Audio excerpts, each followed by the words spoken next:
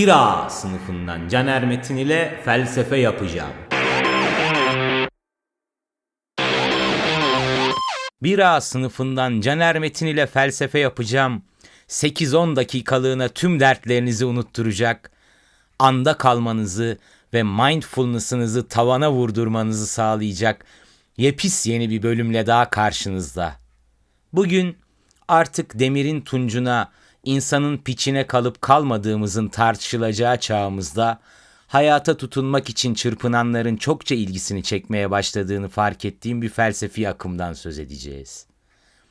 Hulk gibi insanüstü güçlere kavuşmak yolunda sürünün başına geçip tüm dişileri bafileme arzusunda ospiri ve pornoyu terk eyleme gibi çareler arayan genç erkek bireylerin ne stoya mı diyerek orucu bozma tehlikesine girebilecekleri bu akım stoacılık. Son günlerde binlerce takipçiye sahip Instagram hesaplarında ünlü isimlerin aforizmalarının paylaşıldığını, özellikle kadınsız kaldıkları gibi doktrinsiz de kalan yeni nesil badaklar tarafından çokça el üstünde tutulduğunu gördüğüm bu akım hakkında bir şeyler söylemem artık kaçınılmazdı tabii. Şimdi öncelikle tabii biraz tarihi bilgi vermek lazım çok da derinlere inmeden. Öğrendiğim kadarıyla bu stoacılık kendilerinden önceki kiniklerden ilham alarak milattan önce 3. yüzyıl başlarında Atina'da Kıbrıslı Zeno diye bir abimizin ortaya atmasıyla hayata geçiyor. Rivayete göre kendisi de bir gemi kazasında her şeyini kaybetmiş bir gariban olan Zeno, öyle okulda değil de Atina agorasında sütunlu bir koridor gibi bir şeyde yayıyor öğretisini. Zaten adı buradan geliyor. O sütunlu koridor gibi yerin adı Stoa mıymış neymiş? Bu arada bu agoranın ne olduğunu bilmeyenler için söyleyeyim. Orada burada konuşursunuz, biri sorarsa apışıp kalmayın. Böyle taşra kentlerinde çarşıya iniyorum derler de her şey oradadır ya. İşte Yunan kentlerindeki agorada böyle bir şey, fazla şey etmeyin. Şimdi bu gariban Zeno aslında tıpkı kinikler gibi hayatta erdemin her şeyden önce geldiğini, insanın ancak doğaya uygun bir yaşam sürerse gelişebileceğini vesaire öne sürüyor.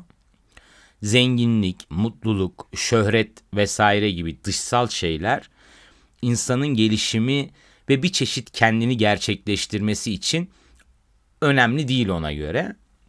Aslında kinikler de benzer bir yaklaşımı daha radikal bir açıdan sürdürmüşler sanki. Onlar daha bir asketikmiş. Aha, size bir havalı kelime daha hemen kısaca açıklayayım, orada burada hava atarsınız. Asketizm daha çok dinsel bir terim olmakla birlikte dünya nimetlerinden elini eteğini çekmeye dayanan bir yaşam tarzını anlatır. Şimdi bu stoacılık tabii sadece bundan ibaret değil. Daha sistemik yanları var, sistematik yanları var. Kimi kategoriler etrafında dünyayı anlamaya çalışıyorlar. Deterministikler, yani katı bir nedensellik etrafında kaderden de kaçılmayacağını öne süren bir yaklaşıma sahipler falan filan. Belki daha sonra biraz daha detaylarına döneriz ama benim dikkatimi çeken başka bir açıdan bakmak istiyorum olaya. Şimdi antik Yunan, agora, Zeno falan derken bu stoacılık Roma İmparatorluğu'nda bayağı bir popi olmuş. Hatta akımın figürü haline gelmiş ve bugün de sağda solda aforizmalarına rastlayacağınız isimlerden biri Roma İmparatoru Marcus Aurelius. Afrikalı sol açıkları andıran bir isme sahip olan bu abimizin aforizmaları Delikanlılığın kitabını yazmış Aynalı Tahir, Polat Alemdar, Yusuf Miroğlu gibi ağır abilerimizin laflarından hiç de aşağı kalır özellikler taşımıyor söyleyeyim.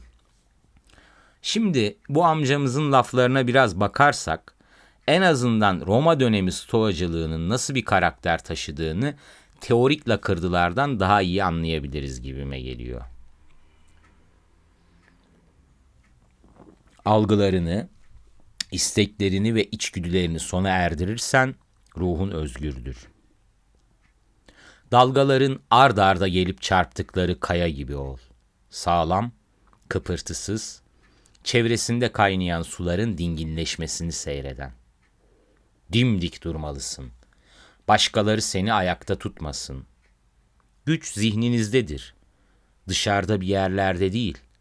Bunu anladığınızda dayanıklılık gücünüzü de bulacaksınız. Şimdi aslında biraz tarihsel materyalist, evrimci falan bir kafayla şöyle bir gözlem yapacağım izniniz olursa. Diyojen gibi harbi hayalet, sağlam gariben abilerden ve topyekün bir medeniyet eleştirisinden yola çıkan, Zeno döneminde devletin yasalar değil aşk tarafından yönetilmesi, evliliğin ortadan kaldırılması ve erotizmin her yaştan insan tarafından serbestçe yaşanması vesaire gibi dönemi için de aykırı sayılabilecek görüşlere sahip olan bu akım gitgide ehlileşmiş görünüyor.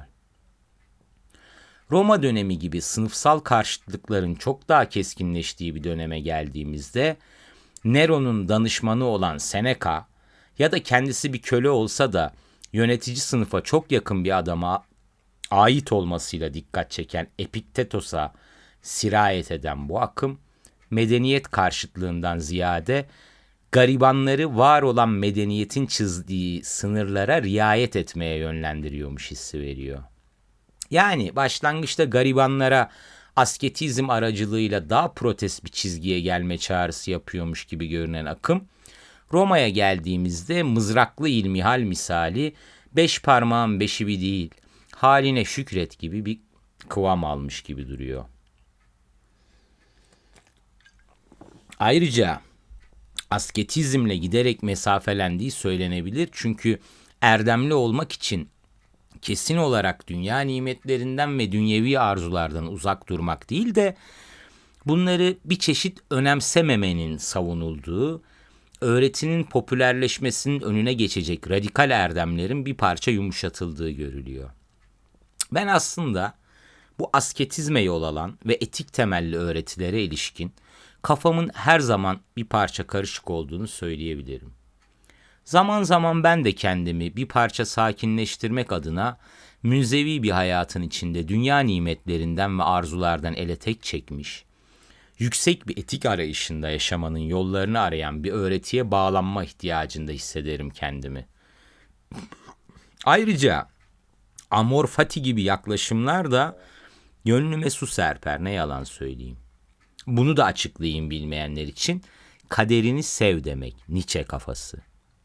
Ama bir taraftan da insanın yaşama tutunma çabası ve güç arayışı içinde olanı olduğu gibi kabul etmek ve kendisi dışındakini değiştirmeye çabalamaktan uzaklaştığı böyle bir yaşamı biraz kuyruğunu kıstırmış it gibi yaşayıp gitmek gibi bulduğumda olur.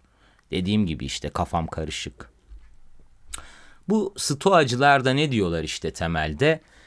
Hayatta sana bağlı olan şeyler ve olmayan şeyler var. Bunları ayır.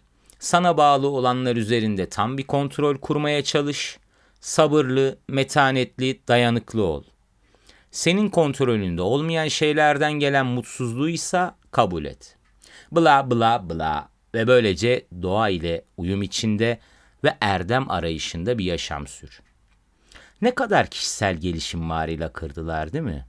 İşte ehlileşe stoacılıkta günümüzde bir çeşit kişisel gelişim öğretisi olacak biçimde incelmiş ve nice insellerin kendilerini avutmaları yönünde önlerine sürülmüş. Bu haliyle Diyojen Baba'ya gölge eder mi bilemiyorum ama hem kişisel gelişim hem de popülerleşen psikolojik yaklaşımların bir medeniyet eleştirisi olarak ortaya çıkmış ve bana kalırsa dinsel bir niteliği de bulunan bir öğretiyi tinerle açılmış gibi nasıl inceltebileceğine dair çok iyi bir örnek olarak duruyor stoacılık. İnsanın kendi yaşamına son verme iradesini göstermesini bile öven bir doktrinin, bilişsel davranışçı terapi gibi yöntemlerin feyiz aldığı bir noktaya gelmiş olması bence gayet ilginç.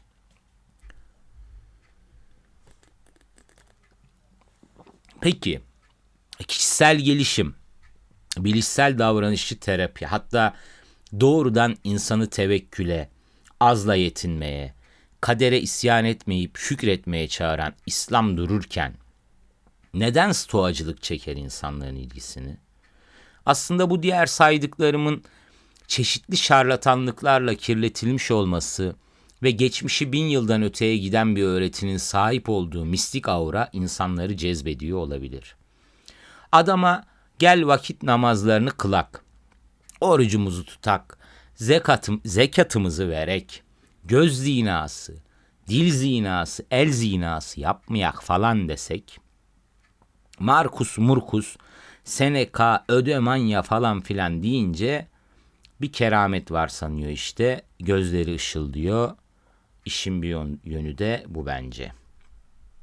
Yine de her ne kadar suyunun suyu olsa da bence insanların erdeme bağlanmaya çalıştıkları, harama uçkur çözmedikleri, mutluluğu falan çok fazla siklerine sallamadıkları bir yola bağlanmaları o kadar da sıkıntılı gelmiyor bu çağda. Bir tek bu kadar bireysele gömülmek biraz sıkıntı. Ona da ne yapalım? Dünyanın bütün gariban stoacıları birleşin.